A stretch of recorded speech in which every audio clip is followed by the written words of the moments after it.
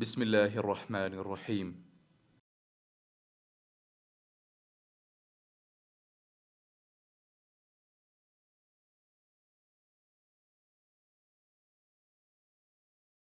يا عبادي الذين آمنوا إن أرضي واسعة فإياي فاعبدون كل نفس ذائقة الموت.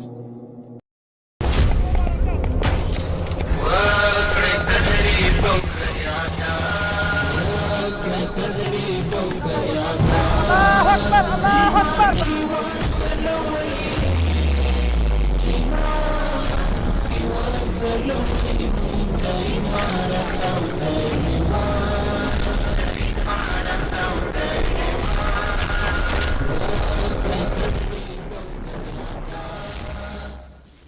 د هلمند فاتح شهید ملا عبدالمنان محبوب.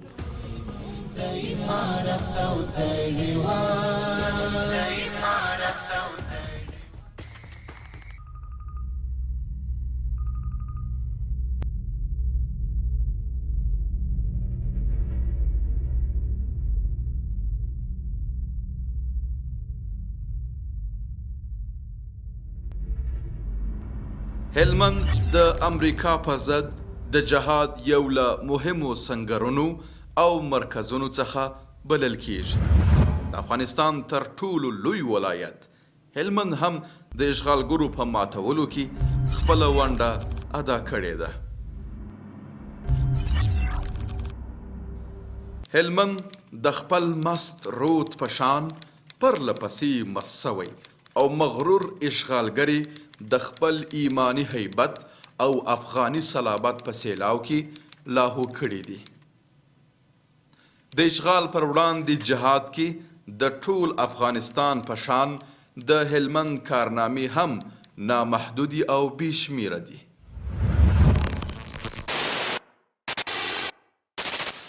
بسم الله الرحمن الرحیم. د الیمارا سټوډیو درنو لیدونکو، دا د اوس موږ د هلمند په ښار کې د افغانستان اسلامي امارت د هلمند له والي الحاج ملا عبدالمنان اخوند سره ملاقات شوي یو او له ده سره ناست یو او غواړو چې تاسو ته د هلمند د عمومي وضعیت او په هلمند کې د روانو فتوحاتو په هکله باندې مفصل معلومات درکړو. شهادت خوږه مروي په انتظار یم ستا کډه باوړم.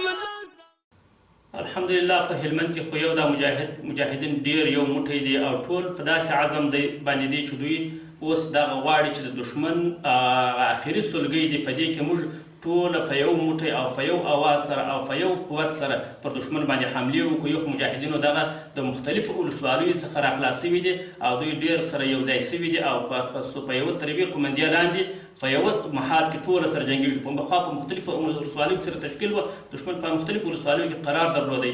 یو خو مجاهدین ټول سره راجمع سول او په یوه ځای کې اوس پر دښمن باندې حملې شروع کړلې. نو پر دښمن باندې قوت یو سو، د دښمن قوت د ډېر وجوه سره وپاشئ. دښمن د قوت سره متلاشا سو او د مجاهدینو قوت متحد سو او په دې وجه سره مجاهدینو پر دوی باندې حملې شروع کړي دي او مجاهدینو د ډېر فتوحات په دغه سبب سره حاصل سوي دي.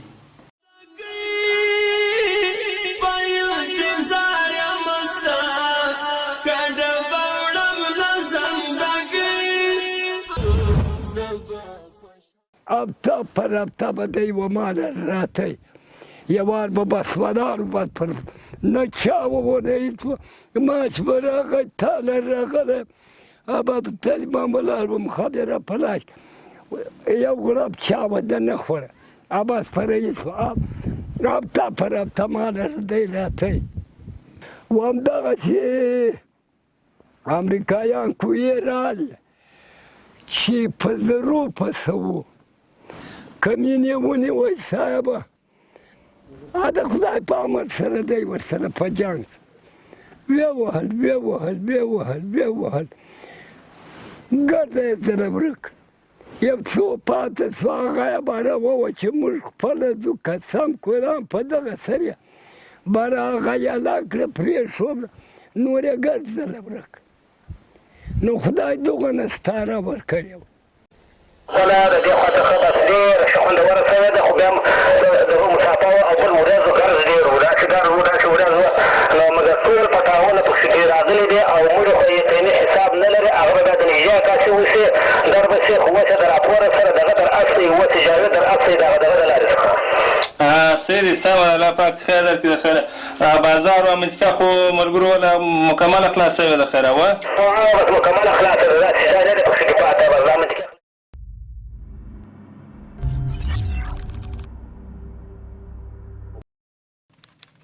ملا عبدالمنان اخوند د 2008 میلادي کال تر نیمایي پورې د هلمند ولایت جادي مسؤل و. په همدې کال کې ملا عبدالمنان اخوند پاکستان ته د سفر په مهال پاکستانی چارواکو ونیوی او څو کاله په پاکستان کې زنداني و. له خوشي کېدو وروسته یو ځل بیا د هلمند ولایت د جهادي مسؤل په حیث وټاکل سو.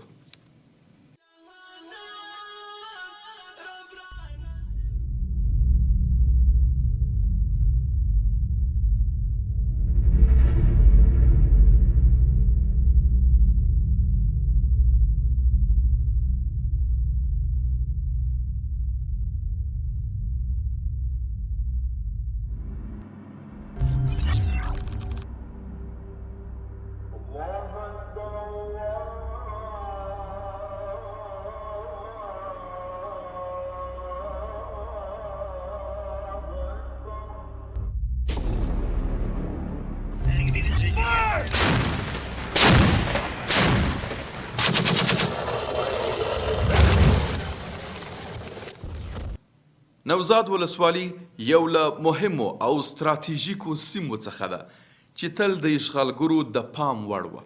خو د شهید عبدالمنان اخوند په مشرۍ مجاهدینو د اشغال په لومړیو کلونو کې د اشغالګرو لپاره خوب حرام کړ. دلته د اشغالګرو ځواکونو پر ضد لومړی عملیات ترسره سوی چې اشغالګرو او پلویانو ته یې درانه زیانونه واړول. دلته تقریبا موږ چې چرک شروع کوي نو موږ دلي وو په دغه ساحه کې وو دلي زموږ دغه کلی وو نو تقریبا دویم دریم کال و د میلادي کال باندې چې موږ دلته جهاد شروع کړی وو. بیا د دوی د خوا څخه پر موږ باندې عملیات وسوه. کوم عملیات چې راغله د عملیاتو سره موږ جنګ وکړی نو بیا د دوی کم عسکر دلته څه ووژه سوه څه زخمیان سوه نو بیا موږ ته د حاجي صاحب عبدالمنان شهید د خوا څخه کومک راکړه سو نو مجاهدین راله بیا زموږ سره همکاري وکړه دغه جنګ ساحې څخه یې موږ وایستو. دلته امریکایان راله تقریبا د دغه غونډو مخ ته داسې راله دلته دوکانونه وه بیا په دغه ساحه کې دغه ټول دلته دا بیا د مانده ویوړه ده دغه یو هغه د کنټینر د دوکان ځای دی یو هلته و یو دلته و دغه بیا دوی راله دغه منطقه بمبار کړه. موږ بیا په دغه بمبار په نتیجه کې د دوی سره جنګ وکړي دوی بیا دلته بمبار وکړي بیا دوی ولاړه بیرته شاته مات سوه حرکات یې وکړي ولسوالۍ خواته.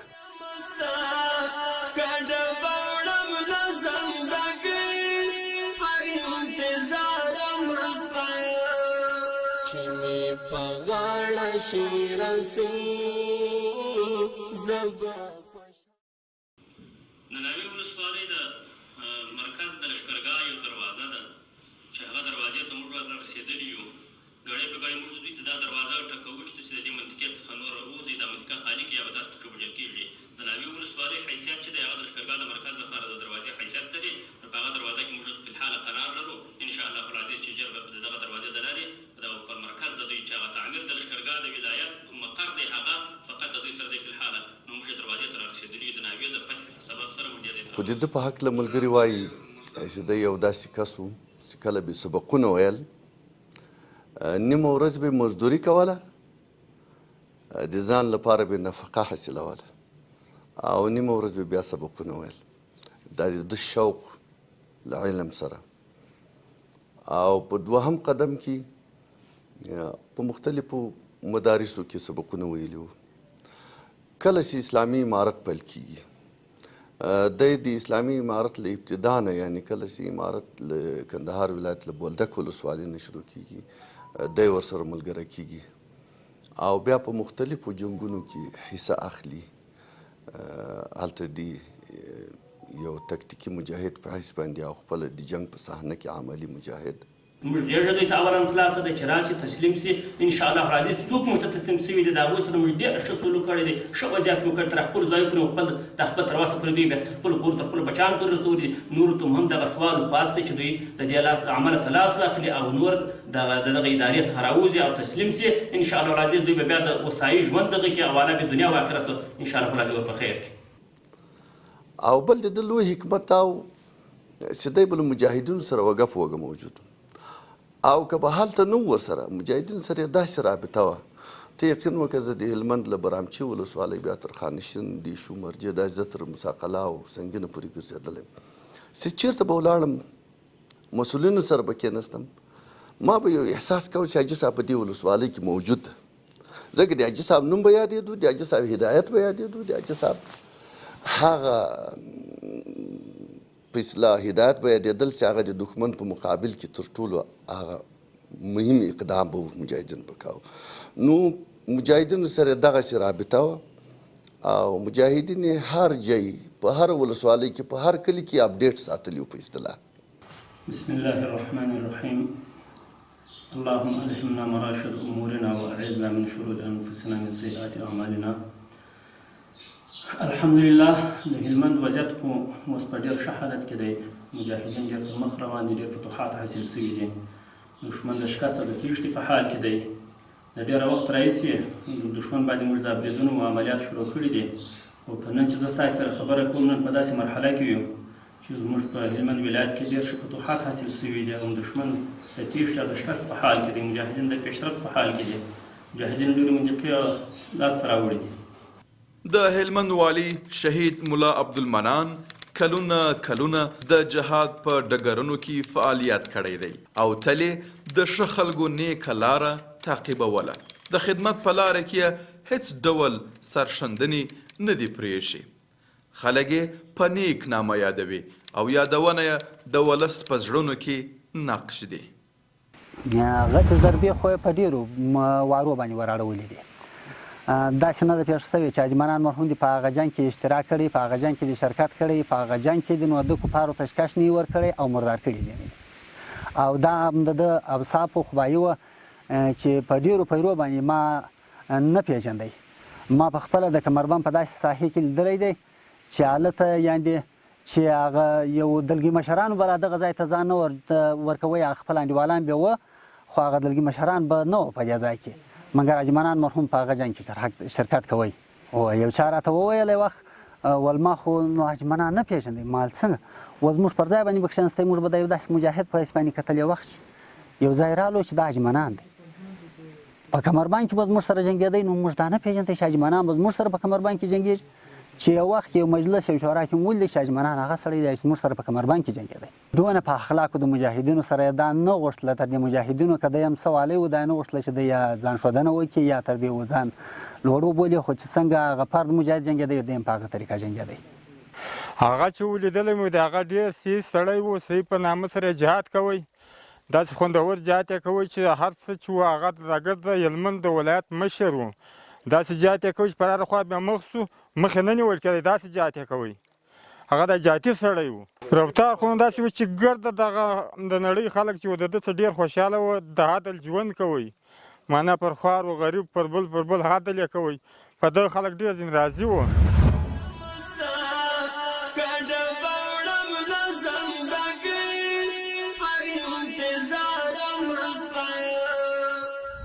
د هلمند والي شهید ملا عبدالمنان تل د وطن د ازادۍ لپاره سترې هلې ځلې کړي.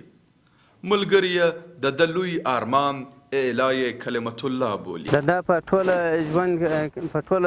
ژوند کې ارمان دغه و د لا اله الا الله محمد رسول الله د کلمې نافذېدل د مځکې پر مخ باندې دغه د ده لوی ارمان و. بالاخره د الوداع ورځ راورسېده. دا نامتو مجاهد د خدای په لاره کې له کلونو هلو ځلو او خدمت وروسته د اشغالګرو ځواکونو په هوایي برید کې د نوزاد رود په سیمه کې په نښه سو او د شهادت جام نوش کړ. انا لله و انا الیه راجعون.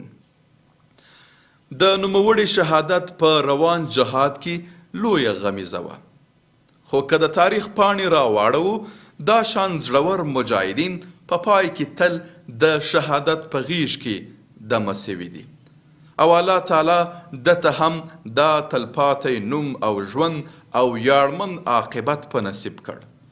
شهید ملا عبدالمنان اخوند ټول عمر په جهاد کې تیر کړی او د وخت تر ټولو جابر طاغوتي صلیبیانې هم په ځان حیران کړي وه. بالاخره یې د شهادت ویاړ هم وګټه.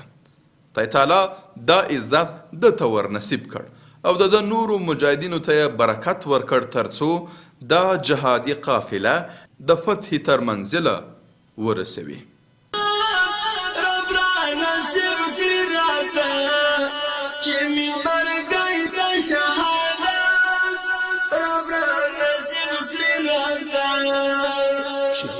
آخر میشی سلگی پا انتظار مستا کڑا باوڑم لزندگی پا انتظار مستا کڑا باوڑم لزندگی پا انتظار مستا دا شہادت خوش مرمی پا انتظار مستا کڑا